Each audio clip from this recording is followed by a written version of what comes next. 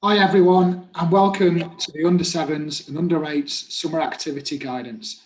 My name is George Glenn, and today I've got Struan Hutchinson and Tom Huggins supporting the delivery. We're all working as coach developers for England Rugby.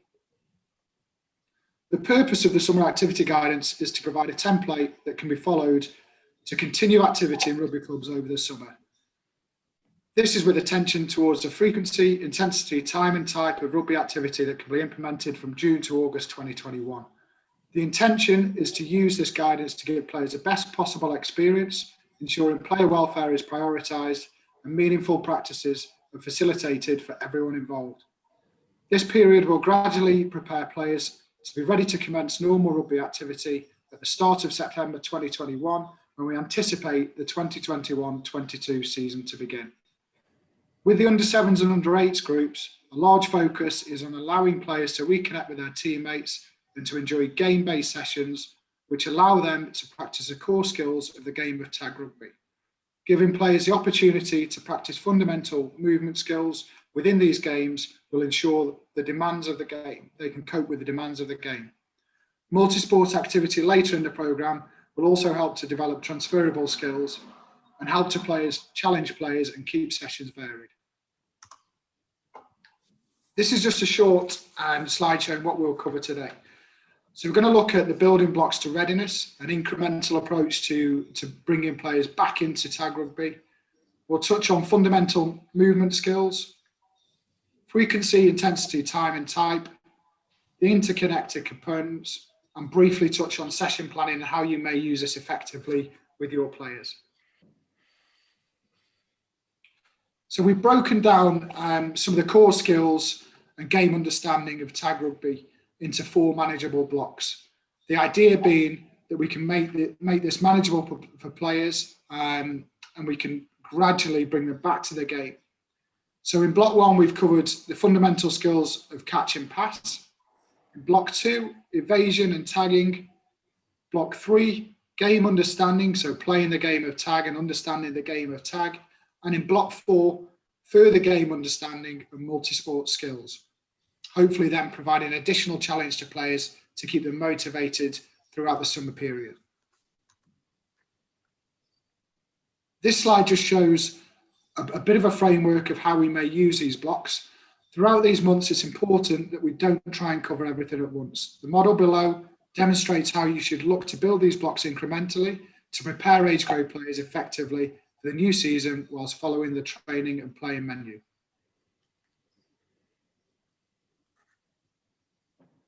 Struan, over to you, mate. Yeah, okay. It's me, George.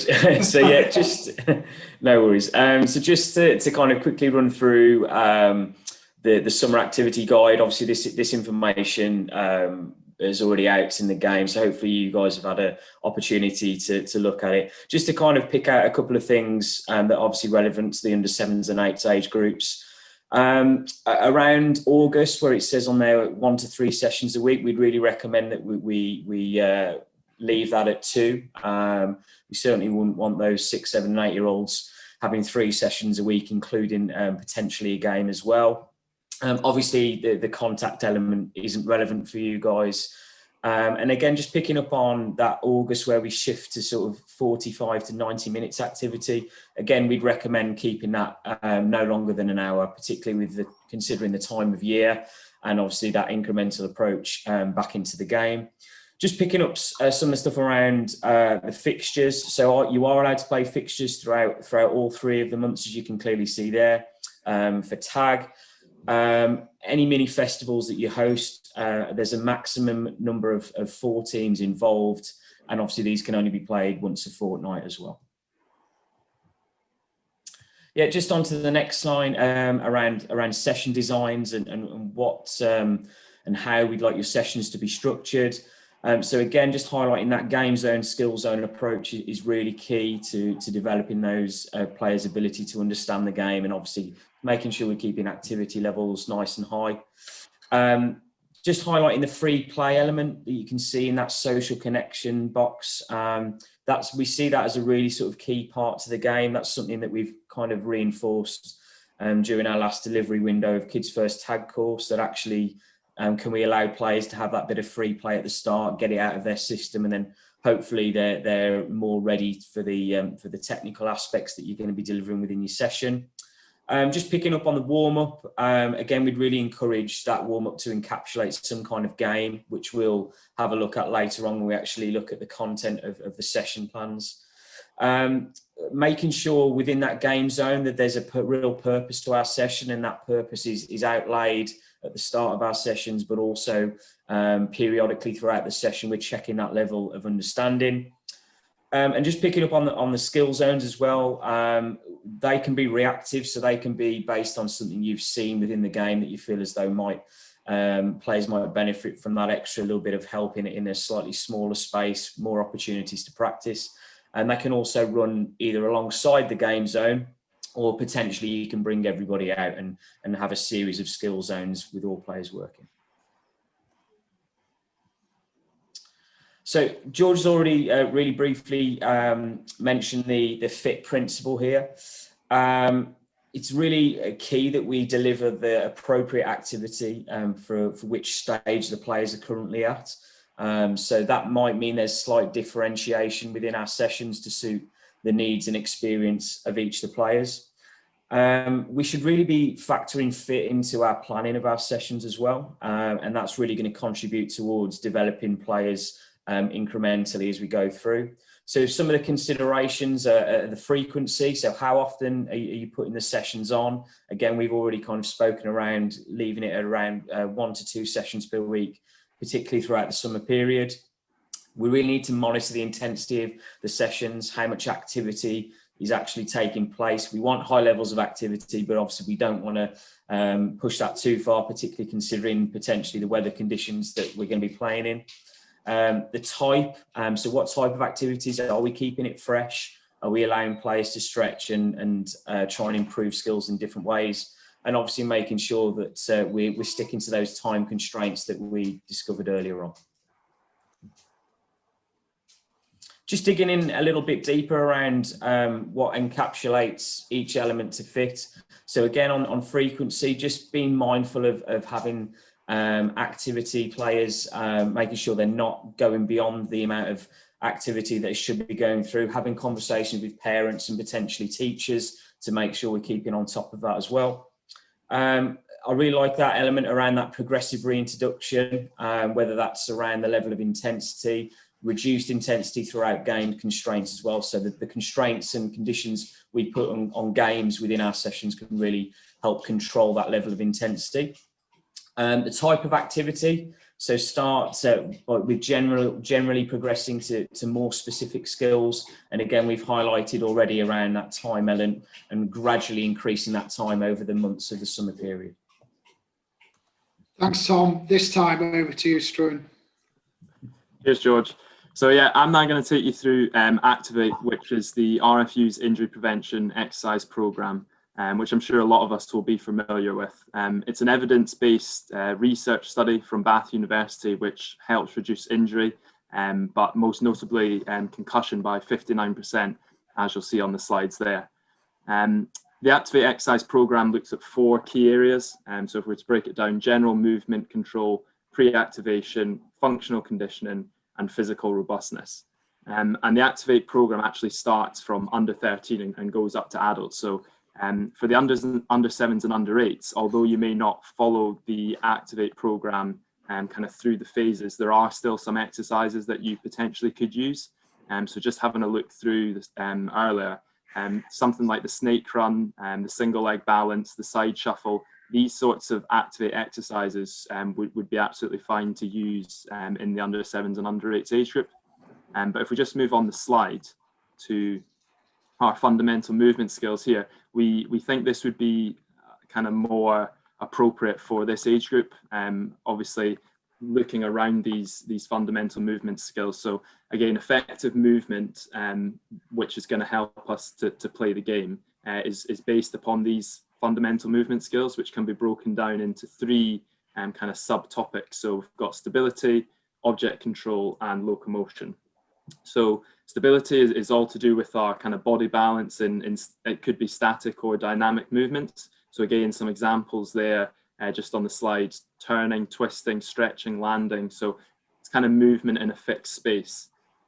Object control is all to do with the use of an object. So that in sport, that could be a ball, a racket, a stick, a club, a bat. So again, relating that to rugby, and obviously using a rugby ball, you'll notice on the slide there, some of the examples would be simple as holding the ball in two hands, passing, catching, throwing, and kicking. And then finally, the locomotion movement skills is all around moving from one place to another. So it's kind of obviously different to the stability, where movement was in a fixed space. Locomotor is all about moving from one place to another. So again, other examples include running, jumping, bounding, skipping, hopping, and walking. So there are sort of fundamental movement skills. And as I said earlier, these are the kind of movements that we'd really encourage and advise coaches working with under sevens and under eights to really focus on. And I think a key sort of take-home message here would be that we don't need our players to be all lined up and waiting for a turn to have a go of all these movements.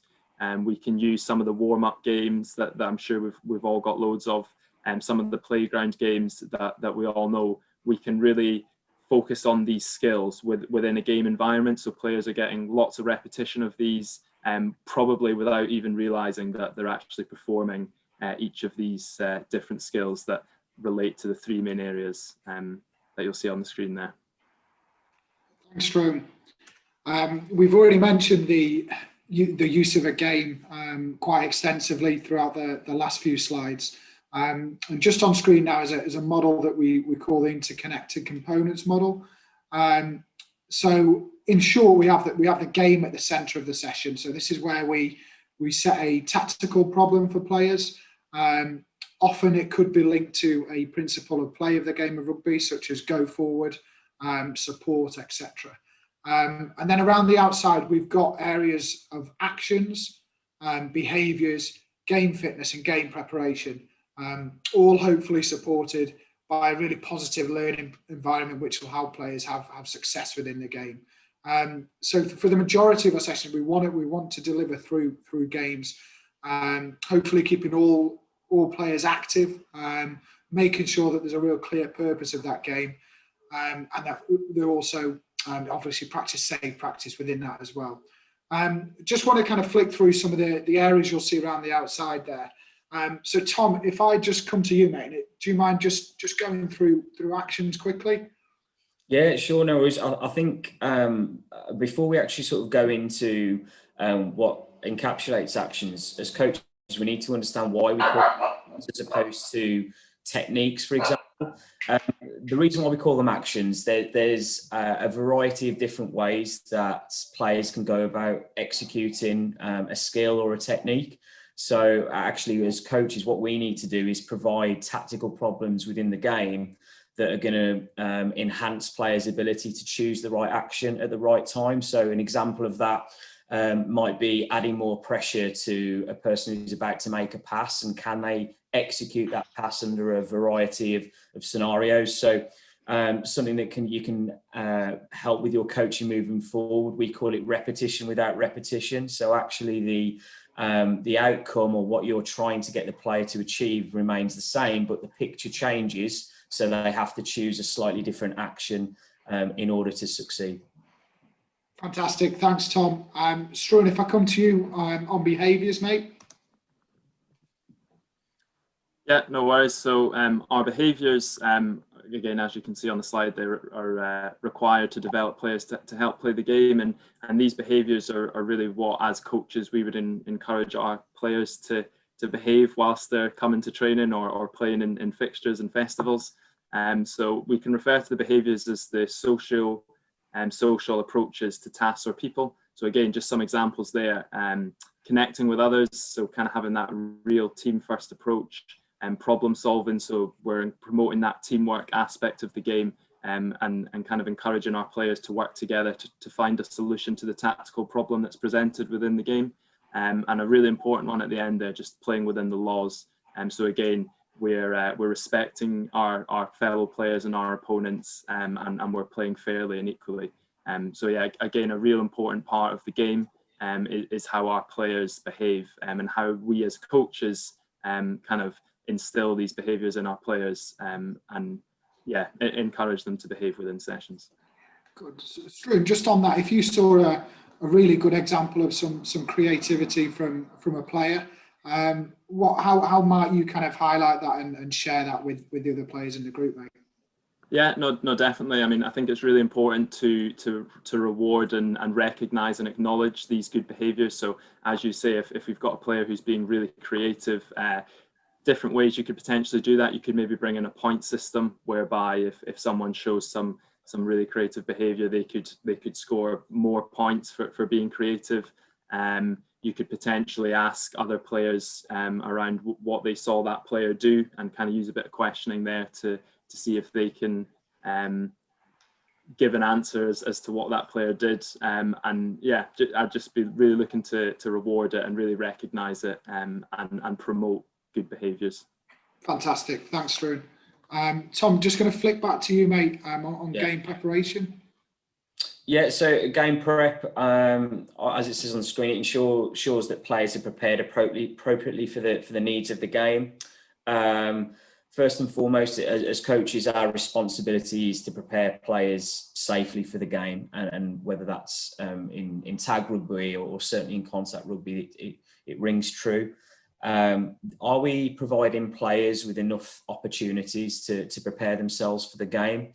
Would be one question you'd probably want to ask yourself as a coach. Another would be, are players actually ready emotionally because of their lack of experience or maybe a lack of confidence? So certainly in those younger age groups, we need to make sure we're getting to know our players and see where they're at emotionally when they arrive at training. Can you see that actually that something might be not quite right, and maybe we need to adapt the session to suit the needs of that player?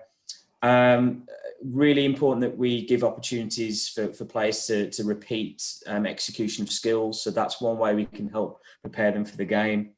Loads of opportunities to succeed. You know, we need to think about how we're actually pitching our tasks. We alluded to earlier around that differentiation. So what becomes quite naturally and easy to a certain player might be quite difficult for another player. So can we actually structure our sessions so we're making sure that players have got the ability to prepare and incrementally improve over time? And then obviously just understanding the rules of the play as well. So again, the differences between under 7s and 8s. If you're moving up this year, there's subtle changes that players need to understand. Thanks, Tom. And then finally, Struan, back to you, mate, for game fitness.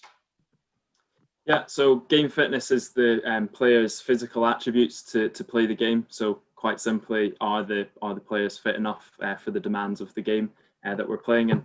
And what I presented on earlier around the activate and the fundamental movement skills, this is where it becomes so important, because as players, if we can move better, we'll generally perform better.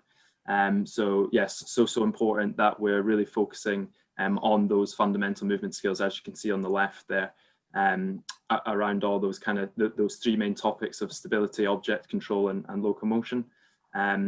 So yeah, no, the final one there really just links around having that fitness to actually play the game, and are our players, do they have the movement skills in order to get into positions, to change direction, to run, to stop, to catch the ball, to pass the ball, all those sorts of things. Top stuff. And then I think just we probably haven't mentioned the learning environment in as much detail. I think just making sure as coaches that we're really aware of the environment that we provide our players.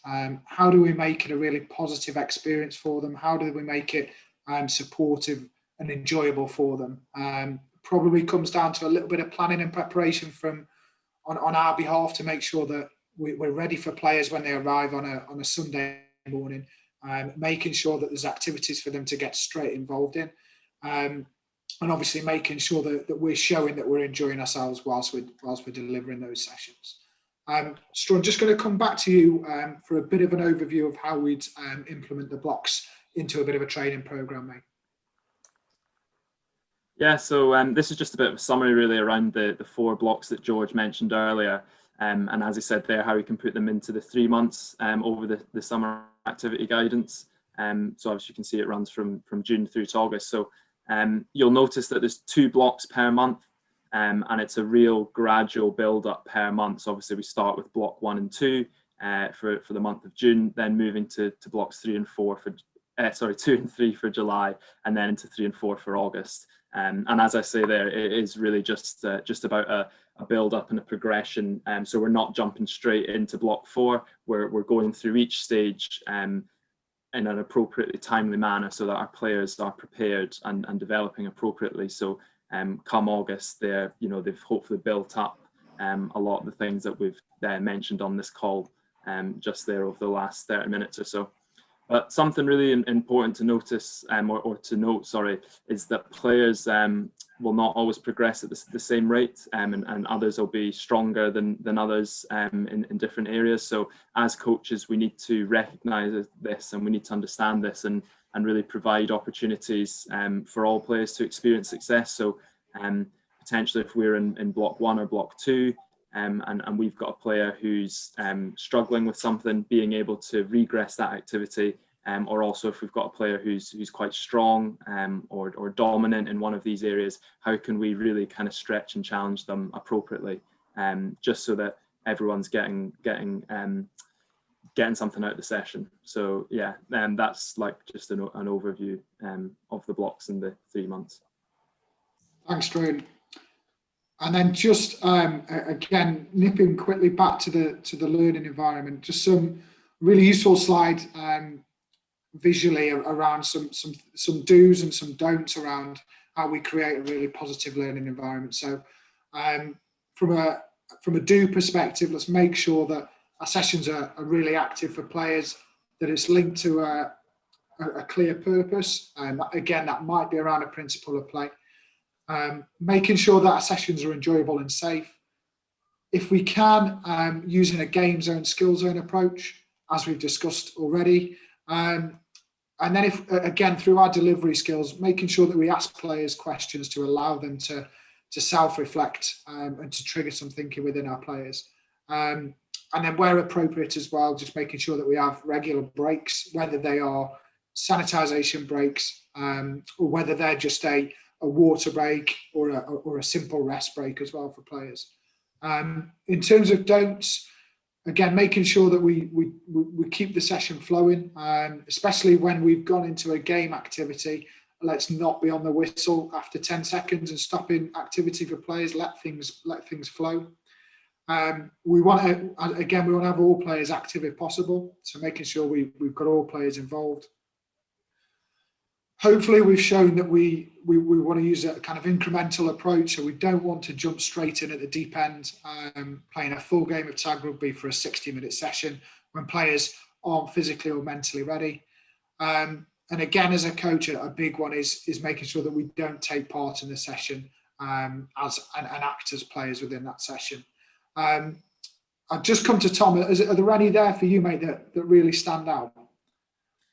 Yeah, I'll just pick up on a couple of the do's, George. I mean, for me, making sure that your session is active and enjoyable. I always think that's kind of a little bit of an underrated kind of priority for coaches. We've got to think about the environment the kids have come out of, dipping in and dipping out of training, in and out of lockdowns. Hopefully we're going to have no more sort of hiccups or restrictions over the summer. I think it's so important that we're factoring in those enjoyment levels and activity levels as well.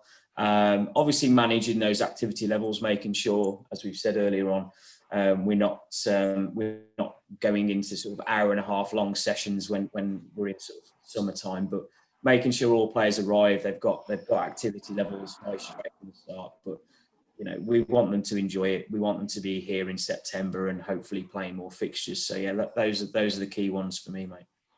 Fantastic. Thanks, Tom. And then just staying with you, mate, we're just going to have a quick look at one of the example session plans that we're going to be on the website for people to view as well. Yeah, as George said, these are going to be accessible via the website, but obviously feel free to pause and take a screenshot of this example session plan. This isn't something we're saying you have to do. It's just an example of some of the activities and certainly the structure of the sessions that hopefully we'd like you guys to deliver. So I'll just pick out a couple of the sort of highlight elements for me. So again, just reiterating that point we spoke about earlier, that real importance of that social connection at the start of your session. We could potentially be getting new players in. We could potentially be having players that haven't been at the club for a while or at the school for a while. So that element of free play is really key.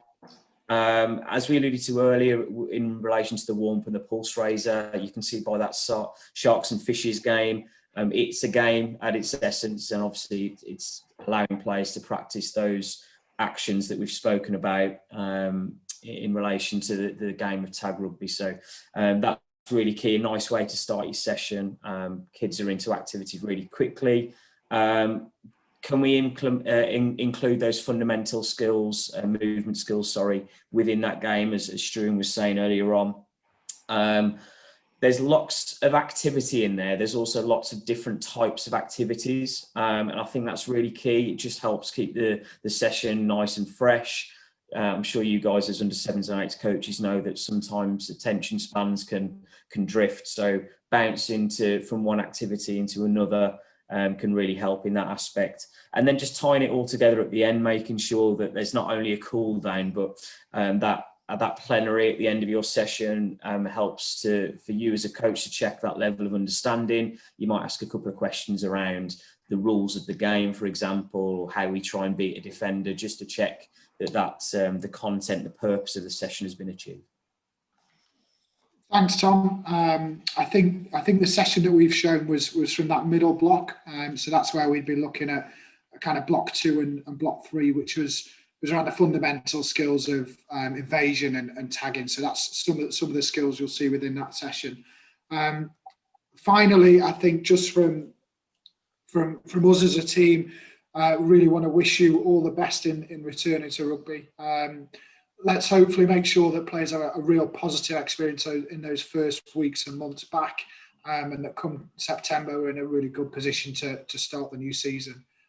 We've included some further online resources here around Kids First Tag, the rules of play at each age group, and then some player welfare aspects as well. Yeah, from me, thanks for watching, and thanks to Tom and Struan for their support as well.